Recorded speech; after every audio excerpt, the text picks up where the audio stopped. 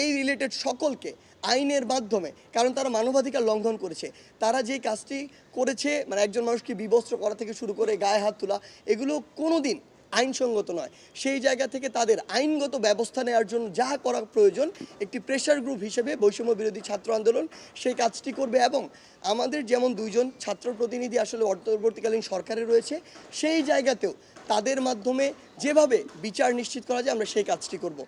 আরেকটি আমাদের অবস্থান আমরা স্পষ্ট করি, আমরা আমাদের জায়গা থেকে এটি বিশ্বাস করি বাংলাদেশে বিভিন্ন ধরনের রাজনৈতিক আদর্শের দল থাকতে পারে।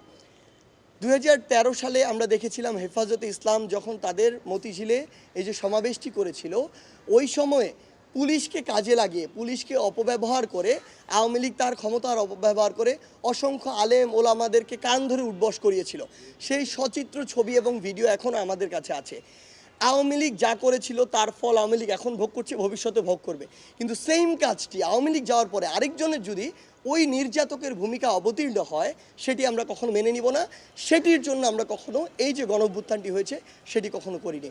আমাদের জায়গা থেকে স্পষ্ট বার্তা, ওই 15ই আগস্টে ওই ধানমন্ডি 32-এ কেউ যদি আসলে তার শক্তি পালন করতে চায়, একটি ফুল দিতে যেতে চায়, আমরা তাকে আমাদের জায়গা থেকে বাধা দিতে পারি না।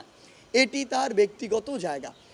সবচেয়ে বড় কথা হচ্ছে এই স্বাধীন বাংলাদেশে যখন যে ক্ষমতা এসেছে তখন শুধুমাত্র তার যে সুপ্রিম যে মানুষটি ছিল তাকে শ্রদ্ধা জানানো হয়েছে, বাকিদেরকে শ্রদ্ধা জানানো তো দূরের কথা বরং ছোট করা হয়েছে। আমরা বিগত আওয়ামী লীগের সময় দেখেছি বঙ্গবন্ধুকে কিংবা শেখ মুজিবুর রহমানকে বঙ্গবন্ধু থেকে শুরু করে যত বিশেষণে বিশেষায়িত করা যায় সেগুলো করা হয়েছে, এবং অতিরঞ্জিত অনেক ঘটনা নিজের মন মতো করে বানানো হয়েছে, ইতিহাস সাজানো হয়েছে। অপরদিকে আমরা যদি দেখি শেরে বাংলাকে ফজলুল হক, মাওলানা আব্দুল হামিদ খান ভাসানী, হোসেন শহীদ সরওয়ার্দী, জিয়াউর রহমান থেকে শুরু করে তাজউদ্দিন আহমেদ পর্যন্ত এই মানুষগুলো যতটুকু ন্যূনতম সম্মান প্রাপ্য কিংবা ইতিহাসের যে জায়গাটুকু তারা ধারণ করে সেটুকুও তাদেরকে দেয়া হয়নি। আমরা বিশ্বাস করি আমাদের জায়গা থেকে এই যে মানুষগুলো রয়েছে, আসলে বাংলাদেশের ইতিহাস নিয়ে কথা বললে যেই মানুষদের অবদান একদম অনস্বীকার্য, তাদের প্রত্যেককে তাদের যতটুকু অবদান ছিল এর জন্য তাদের স্মরণ করতে হবে। কাউকে ইচ্ছাকৃতভাবে রাজনৈতিক উদ্দেশ্যে ছোট করা যাবে না। আমরা যতটুকু জিয়াউর রহমান যতটুকু সম্মান প্রাপ্য তাদেরকেও আমাদের ততটুকু সম্মান দিতে হবে। একইভাবে শেখ মুজিবুর রহমান যতটুকু সম্মান তার প্রাপ্য তাকেও ততটুকু সম্মান দিতে হবে। তার যে কাজগুলো সমালোচনা যোগ্য আপনি সমালোচনা করেন, এটা নিয়ে আমার বিন্দুমাত্র আপত্তি নেই।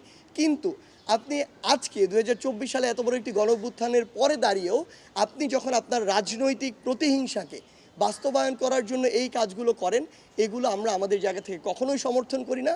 এবং আমরা মনে করি যে বাংলাদেশের জনগণের তাদের জায়গা থেকে সর্বোচ্চ প্রতিবাদটুকু করা উচিত যে তারা এগুলো আজকে দাঁড়িয়ে কখনো এগুলো সমর্থন করে না এবং চায় না যারা এগুলো করবে তাদেরকে জনগণ বয়কট করার জন্য প্রস্তুত। ইভেন আমাদের মধ্যেও কেউ যদি এই কাজগুলো করে তাদেরকেও বয়কট করা হোক, কোনো সমস্যা নেই। আমাদের জায়গা থেকে আমরা মনে করি যে বৈষম্য বিরোধী ছাত্র আন্দোলনে যারা সমন্বয়কদেরকে আপনারা দেখেছেন এই বিগত 1.5 মাসের অধিক সময়, কোনো একজন সম্পর্কে আপনারা যে অভিযোগগুলো করছেন এগুলো যদি করতে পারেন, ইভেন আমার সম্পর্কেও যদি করতে পারেন, আমরা কথা দিচ্ছি ওই একজনের দায় নিয়ে তাকে পদত্যাগ করিয়ে তার জন্য আইনগত যে ব্যবস্থা না আমরা সেটি নিব। আমরা মনে করছি যে অন্তর্বর্তীকালীন সরকারের এই যে অল্প একটু সময় রয়েছে, এই সময়টুকুতে দেশ একটি স্থিতিশীল অবস্থায় আসার পূর্ব পর্যন্ত, অর্থাৎ যখন আমার মনে হবে যে চক্রান্ত করার যে বিষয়টি তাদের, ওই বিষয়টির যে সম্ভাবনা সেটি কমে এসেছে, দেশ স্থিতিশীল অবস্থায় রয়েছে, এমন অবস্থা মনে হলে আমরা এই বিষয়ে আলোচনায় বসে সিদ্ধান্ত নিব। কারণ আমরা আগেই বলেছিলাম যে এটি আমরা লং টার্মে এই প্ল্যাটফর্ম ব্যবহার করার আমাদের কোনো উদ্দেশ্য নেই। তখন আমরা এটি সিদ্ধান্ত নিয়ে যা করার এই প্ল্যাটফর্মটি নিয়ে সেটি সিদ্ধান্ত নিয়ে আপনাদের সবাইকে ডেকে আমরা জানিয়ে দিব, শেষ করে জানিয়ে দিব। এবং আমরা এটি স্পষ্ট করে বলি কেন আমরা এটি বলছি। কারণটা হচ্ছে এখনও আপনারা সবাই জানেন, আমরাও জানি, অর্থনৈতিকভাবে হোক আইন শৃঙ্খলার দিক থেকে হোক বাংলাদেশও স্থিতিশীল অবস্থায় আসেনি। আমরা যদি মনে করি যে আজকে থেকে 7 দিন পরে এরকম একটি বড় চক্রান্তের আভাস আমাদের কাছে এসেছে, তখন তো আমাদের রাজপথে নামতে হবে, একটি ডাক দিতে হবে। সেই জায়গা থেকে এই স্থিতিশীল অবস্থাটি আসার জন্য আমরা অপেক্ষা করছি।